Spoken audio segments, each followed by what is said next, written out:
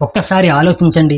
ప్రపంచంలో లక్షలాది మంది ఒకే దేవుడిని దర్శించుకోవడానికి గంటల తరబడి, కొన్నిసార్లు రోజుల తరబడి కూడా ఎందుకు ఎదురు చూస్తూ ఉంటారు? ఈ ఆలయంలో ప్రతిరోజు కోట్ల రూపాయల విరాళాలు వస్తాయి.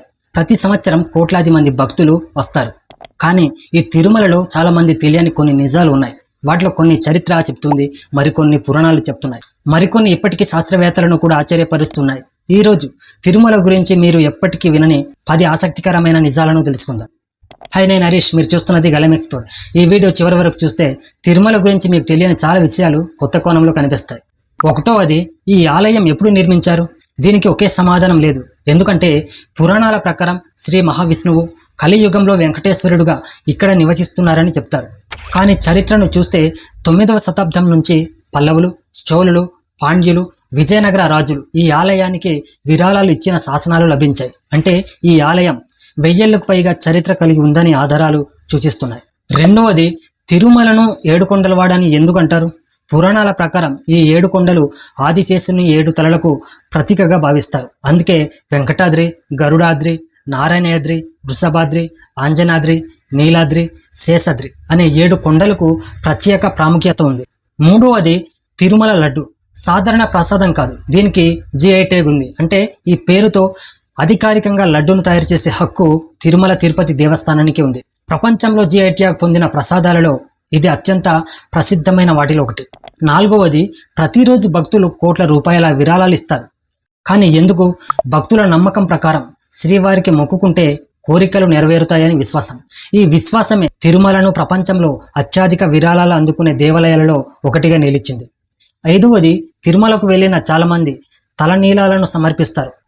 పురాణ కథనం ప్రకారం నీలదేవి తన జుట్టును స్వామివారికి సమర్పించిందనే విశ్వాసంతో భక్తులు కూడా అహంకారాన్ని విడిచిపెట్టే సంకేతంగా తలనీలాలు ఇస్తారు. ఇది భక్తి ఆచారం. తర్వాత ఆ జుట్టును వేలం వేయడం ద్వారా వచ్చే ఆదాయాన్ని దేవస్థానం వివిధ సేవలకు వినియోగిస్తుంది. ఆరవది, ఈ ఆలయాన్ని చూస్తే ఒక విషయం వెంటనే అర్థమవుతుంది. ఇది కేవలం దేవాలయం కాదు, శిల్పకళకు ఒక అద్భుతమైన ఉదాహరణ. విజయనగర సామ్రాజ్య కాలంలో చాలా నిర్మాణాలు అభివృద్ధి చెందాయి. ఈ రోజు కూడా 100 ఏళ్ల క్రితం చేసిన శిల్పాలు అద్భుతంగా కనిపిస్తాయి. ఏడవది, సంవత్సరానికి కోట్లాది మంది భక్తులు వస్తారు. పండగల సమయంలో ఒకే రోజులో లక్షలాది మందికి పైగా దర్శనం చేసుకునే సందర్భాలు కూడా ఉన్నాయి. అంత పెద్ద స్థాయిలో అన్నదానం, ప్రసాదం, భద్రత, పరిశుభ్రత నిర్వహించడం ప్రపంచంలోని అత్యంత పెద్ద ఆధ్యాత్మిక నిర్వహణలలో ఒకటిగా భావించబడుతుంది. ఎనిమిదవది, ఇంటర్నెట్లో స్వామీజీ వారి జుట్టు అసలు తెల్లబడదు, విగ్రహం వెనుక సముద్ర శబ్దం వస్తుంది, విగ్రహం మధ్యలో నిలబడుతుంది అని అనేక వీడియోలు కనిపిస్తాయి. కానీ ఇలాంటి చాలా క్లెయిమ్లకు నిర్ధారిత శాస్త్రీయ ఆధారాలు లేవు. భక్తుల విశ్వాసాన్ని చారిత్రక ఆధారాలతో కలపకుండా వేర్వేరుగా చూడటం ముఖ్యం.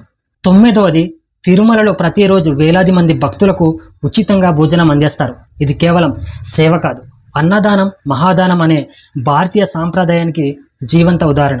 పదవది, తిరుమలను ప్రపంచవ్యాప్తంగా ప్రత్యేకంగా నిలబెట్టేది కేవలం సంపద కాదు, కేవలం చరిత్ర కాదు, కేవలం నిర్మాణం కాదు, భక్తి, సంస్కృతి, శతాబ్దాలుగా కొనసాగుతున్న సాంప్రదాయాలు ఇవన్నీ కలిపే ఒక ఆధ్యాత్మిక కేంద్రం కావడమే. తిరుమల గురించి మనకు తెలిసిన ప్రతి విషయం ఒకే రకమైన ఆధారంపై ఆధారపడకూడదు. కొన్ని పురాణాలు చెప్తాయి, కొన్ని శాసనాలు చెప్తాయి, కొన్ని ఇప్పటికీ పరిశోధనలో ఉన్నాయి. కానీ ఒక విషయం మాత్రం నిజం, శతాబ్దాలుగా కోట్లాది మంది మనసులో తిరుమల ఒక ఆలయం మాత్రమే కాదు, ఒక విశ్వాసం. ఈ 10 నిజాలలో మీకు అత్యంత ఆశ్చర్యం కలిగించింది ఏది? కింద కామెంట్ తప్పకుండా రాయడం మాత్రం మర్చిపోద్దు. ఇలాంటి వీడియోస్ కోసం మన యొక్క గలమెక్స్ ఛానల్ని సబ్స్క్రైబ్ చేయండి. నేను మీ హరీష్. ఇంకొక ఆసక్తికరమైన వీడియోతో మళ్ళీ కలుద్దాం. Thank you so much.